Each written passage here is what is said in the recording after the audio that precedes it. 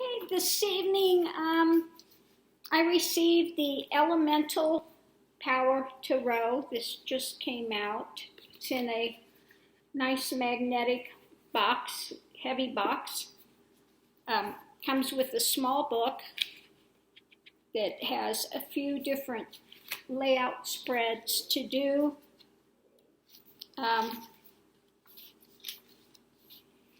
The major arcana, each one of the cards has the Hebrew symbol and letter on it, the esoteric association, the astrological glyph and sign, and the astrological esoteric meaning. So you find those on there. I'll show you here. So you can see the symbols up here. Of course, it's not noted on the card. You have to know them or look it up to see what the meaning is on those. The illustrations of the major arcana, well, all of them are in color, okay? The explanation is a little different than you find in other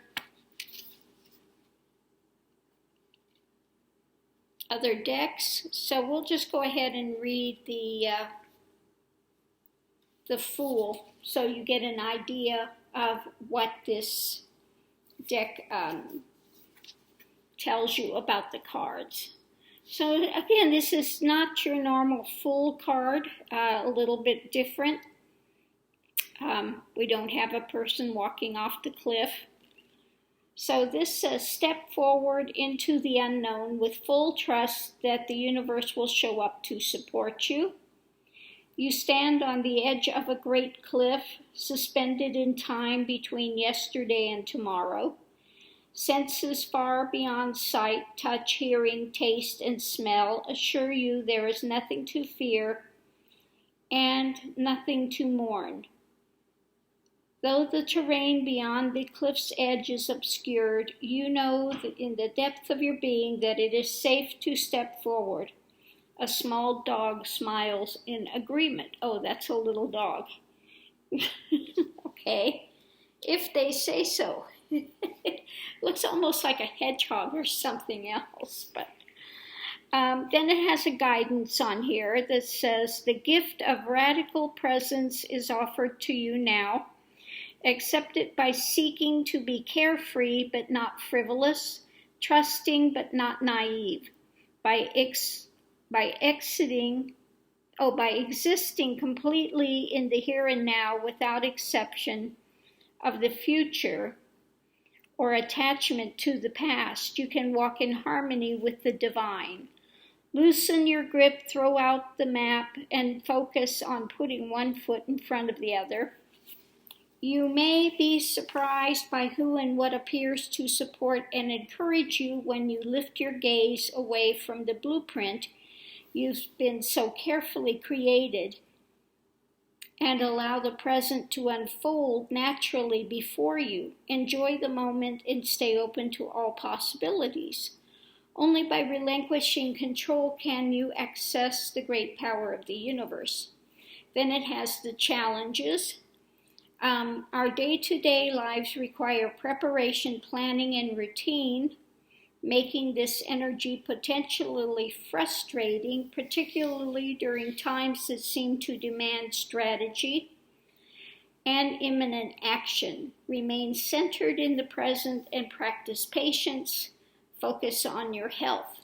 And then it has an apothecary, which says, bergamot promotes joy and soothes stress. It's best known and easiest to come by as the citrus note of Earl Grey tea. If caffeine provokes anxiety, drink a decaf version. So each one of the cards has a one-page that gives, again, the guidance, the challenges, the apothecary. So it's not set up like your normal Rider-Waite tarot deck with meanings, etc. So we're going to go through we'll go through the cards. I'm going to do a flip through on these.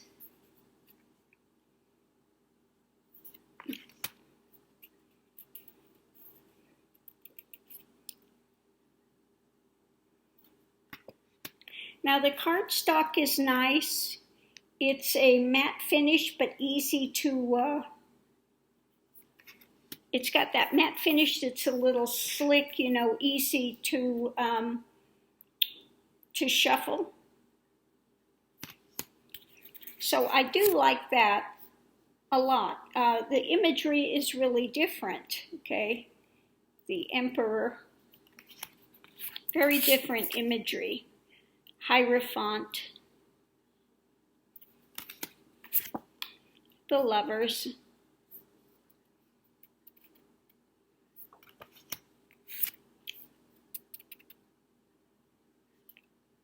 Chariot. Now I don't know about this Chariot, it's not moving very quickly. We don't have anybody pulling it. So again, not your normal thing. It's kind of nice, the Strength card.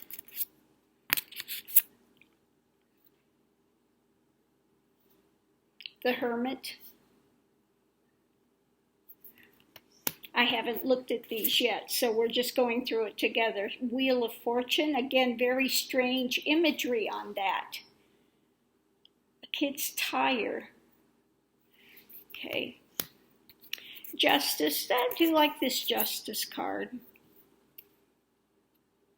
Okay. Hangman, again, very different imagery. Where's the hangman in there? Death.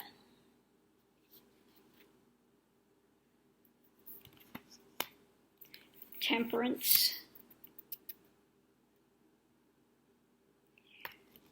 Really, they don't have a lot in here, the Devil, that's going to point to the usual meaning of the card, the Tower. Okay.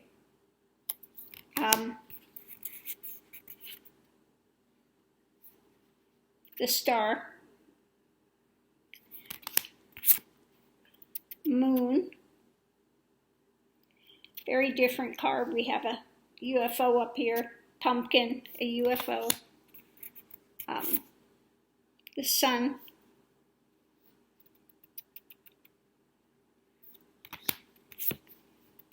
Judgment. And the World. Okay. So the imagery again is a little odd.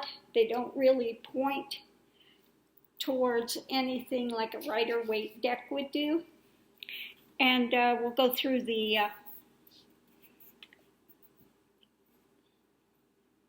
okay. That's okay.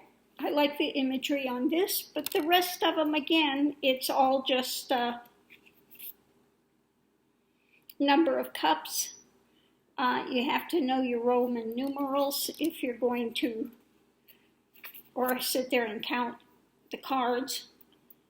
Again, there's nothing that points to any type of meaning, so if you're going to use this deck to do regular readings, you have to know what the symbology of that card usually is.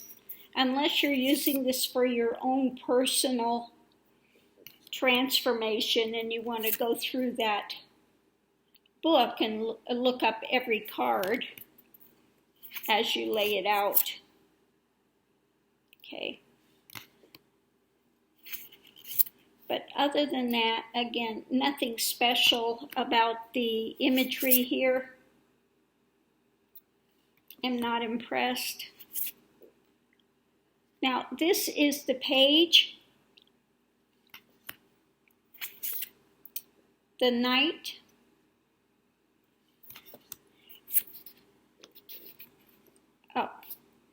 the Queen, and the King. So again, really not easy to read, although that's easier than some of these other ones, as you'll see when we go through it. The aces on these are okay. I do like the ace imageries, but then we get to the rest of them and they're just kind of nondescript.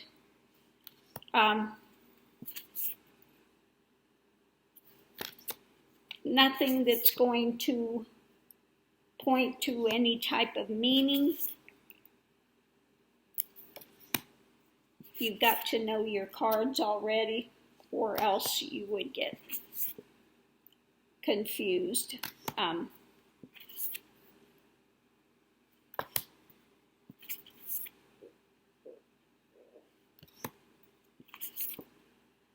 So there we have a page. This one's easy to tell, it's a knight. But when we get to the king and queen, again, it's a little, a little more difficult. Queen's a little more soft than the king. So let's go through the wands. Ace is okay.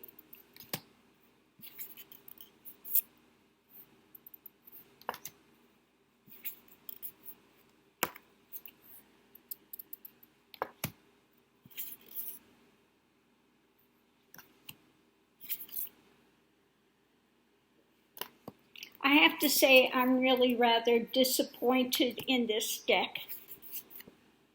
The only things I really like about it is the card stock, that it's that matte, very easy to shuffle. But as far as cards layout, not particularly thrilled with it. Again, now this is a very odd thing. That's the knight. Very odd looking. The queen and the king, very difficult to tell one from the other. Okay. And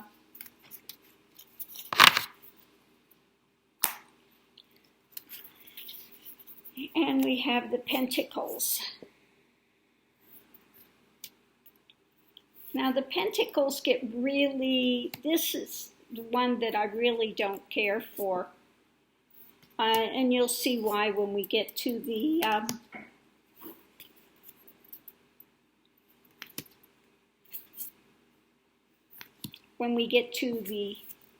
page, knight, king, and queen.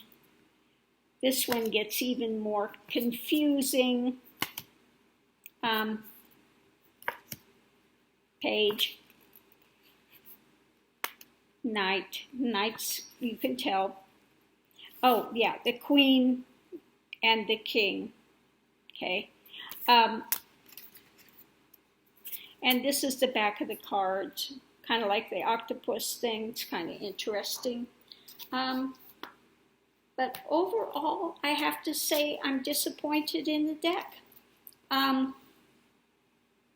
don't think it's one that I'd be wanting to use too often.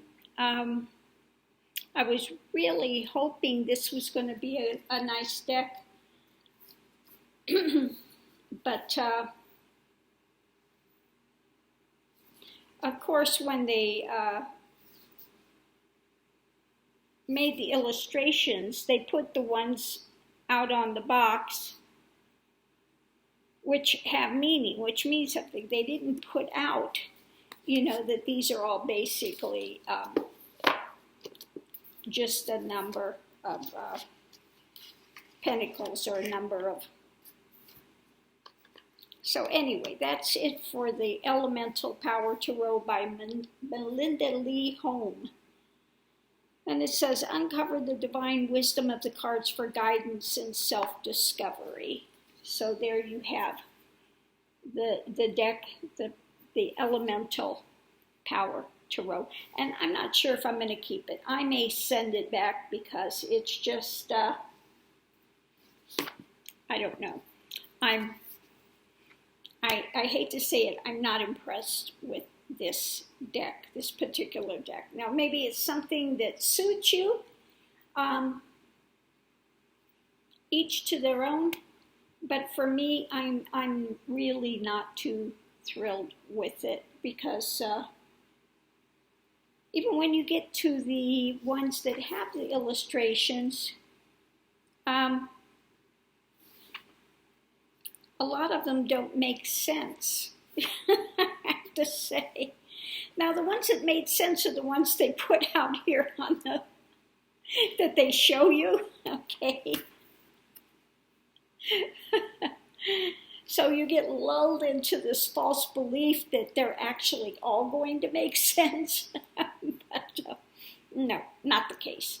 Okay, so I'm going to leave this here, love and light. Please mask up, be safe out there, and I'll see you online.